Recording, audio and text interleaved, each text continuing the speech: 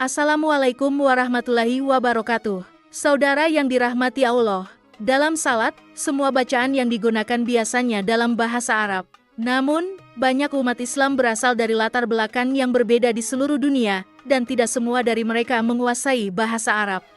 Beberapa bahkan berpikir bahwa bacaan dalam salat bisa dilakukan dalam bahasa Indonesia, dengan keyakinan bahwa Allah Subhanahu wa Ta'ala akan memahami bahasa apapun yang kita gunakan. Namun, apakah menggunakan bahasa selain bahasa Arab dalam salat dapat menimbulkan dosa? Bacaan apa yang diperbolehkan dan yang dilarang dalam salat? Apakah ada bacaan tertentu yang jika dilafalkan bisa mengakibatkan dosa? Ketika kita menjalankan salat, ada bacaan-bacaan yang wajib kita lakukan, seperti membaca Al-Fatihah di setiap rakaatnya. Selain itu, terdapat juga bacaan-bacaan sunnah, seperti surat-surat pendek Al-Quran yang dibacakan dalam 2 rakaat pertama. Namun, apakah kita bisa menambahkan doa-doa pribadi yang bersifat duniawi? Syekh Ali Jumah memberikan jawaban atas pertanyaan ini. Beliau menyatakan bahwa seseorang yang sedang salat boleh berzikir dan berdoa, selama doa tersebut tidak bertentangan dengan ajaran hadits dan Al-Quran.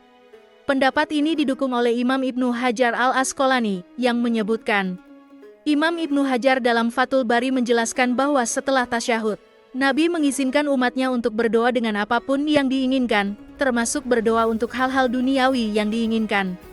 Doa-doa yang bersifat duniawi, seperti meminta kelancaran rezeki, mendapatkan jodoh, atau bahkan memohon keturunan, dianggap sah dilakukan. Pemikiran ini juga disetujui oleh Imam Al-Baji dalam Al-Muntaqarah Al-Muwatta, yang menyatakan, sebagaimana Imam Malik menyatakan, tidak masalah jika seseorang berdoa dalam salat, baik itu pada waktu sujud atau di waktu lain, dengan doa yang sesuai keinginannya, baik itu doa yang bersifat dunia atau akhirat, baik itu doa yang diambil dari Al-Quran atau dibuat sendiri. Fenomena menambahkan bacaan dalam salat pernah diamati pada Ibnu Umar ketika membaca kalimat syahadat. Ibnu Umar menyampaikan, saya menambahkan bacaan, wahdahu la syarikalah wa asyhadu anna Muhammadan abduhu wa rasuluh. Meskipun kita mungkin telah menjalankan salat selama bertahun-tahun, namun terdapat fakta penting yang patut kita ketahui mengenai surat-surat yang dibaca setelah Al-Fatihah. Dalam salat, kita mungkin terbiasa membaca surat-surat pendek tanpa memperhatikan urutannya. Namun, praktek ini berbeda dengan yang dilakukan oleh Rasulullah Shallallahu Alaihi Wasallam. Beliau jarang membaca surat-surat yang pendek, kecuali ketika dalam perjalanan. Misalnya, saat salat subuh. Rasulullah Shallallahu Alaihi Wasallam biasanya membaca surat Qaf pada rakaat pertama dan surat Ar-Rum pada rakaat kedua. Beliau juga pernah membaca surat At-Tawir dan surat Al-Zalzalah. Nabi Muhammad Shallallahu Alaihi Wasallam cenderung memilih membaca surat yang lebih panjang ketika menjalankan salat.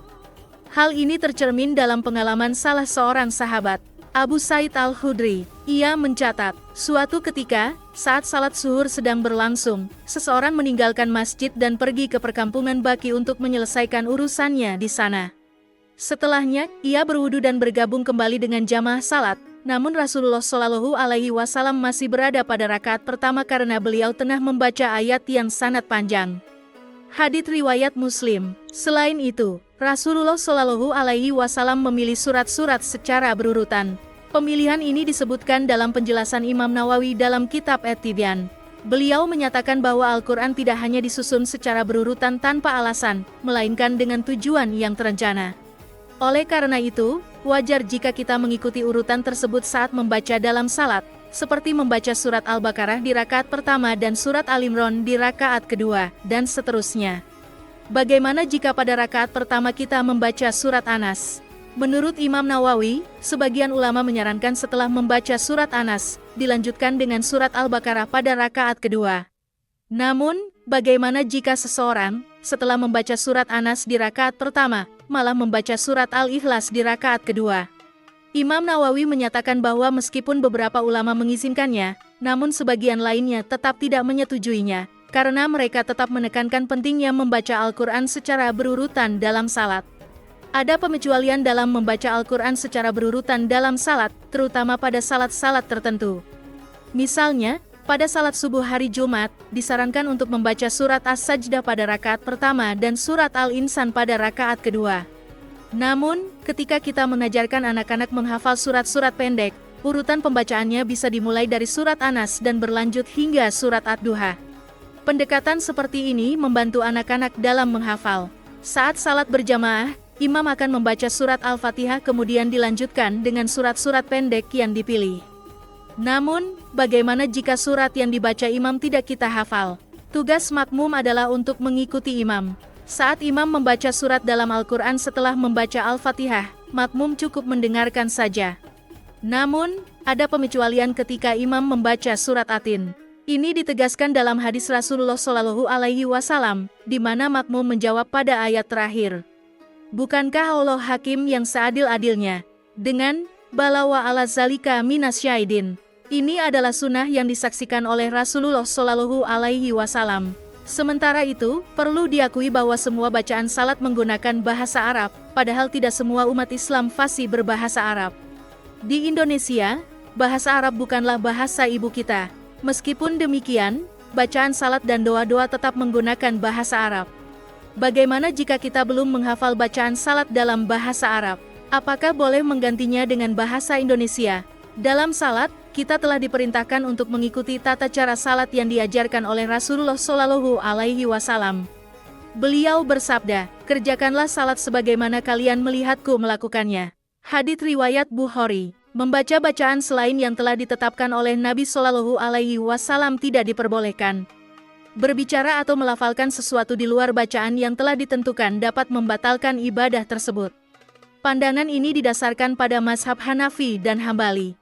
Namun, mazhab Syafi'i dan Maliki berpendapat bahwa jika seseorang berbicara saat salat karena lupa, itu tidak membatalkan ibadahnya asalkan hanya sedikit perkataan yang keluar. Larangan berbicara saat salat telah diingatkan oleh Allah Subhanahu wa Ta'ala dalam Al-Quran. Suatu hari, saat para sahabat sedang melaksanakan salat bersama Nabi Shallallahu Alaihi Wasallam, dua orang sahabat mulai berbicara. Akibatnya, turunlah ayat Al-Quran. Berdirilah kamu karena Allah dalam salatmu dengan khusyuk. Al-Quran, Surat Al-Baqarah, ayat 238. Meskipun Rasulullah Shallallahu Alaihi Wasallam tidak memberikan kelonggaran dalam hal bacaan salat yang berbahasa Arab, ada solusi yang ditawarkan dalam kitab Sunan Abu Daud. Beliau memberikan saran bagi orang-orang Arab yang belum menghafal Al-Fatihah, yakni untuk bertahmid, bertakbir, dan bertahlil jika tidak bisa berbahasa Arab. Beberapa ibadah tidak dapat dinegosiasikan, seperti tata cara haji dan makanan yang diharamkan. Demikian pula dengan tata cara salat, yang harus dijaga kesucian dan keasliannya. Dalam menjalankan salat, semua tindakan dan bacaan harus dilakukan dalam bahasa Arab. Sahabat beriman yang dirahmati Allah, tidak ada ruang untuk kompromi dalam hal bacaan salat, baik itu gerakan maupun bacaan. Semuanya harus dilakukan sesuai dengan tuntunan yang telah diajarkan oleh Rasulullah Shallallahu Alaihi Wasallam. Tidak ada pengurangan atau penambahan yang diperbolehkan. Bagaimana dengan pengalaman kalian? Pernahkah kalian menemui seseorang yang mengganti bacaan salat berbahasa Arab menjadi bahasa Indonesia? Wallahu alam bisawab, jika dirasa video ini bermanfaat maka alangkah baiknya untuk di-share ke teman-teman yang lain, sehingga kita juga dapat pahala jariah. Demikian pembahasan kali ini, semoga bisa bermanfaat untuk kita semua, amin ya rabbal alamin. Jika kamu memiliki pendapat terkait pembahasan kali ini, tulis pendapat kamu di kolom komentar di bawah ya. Terima kasih telah menonton video ini.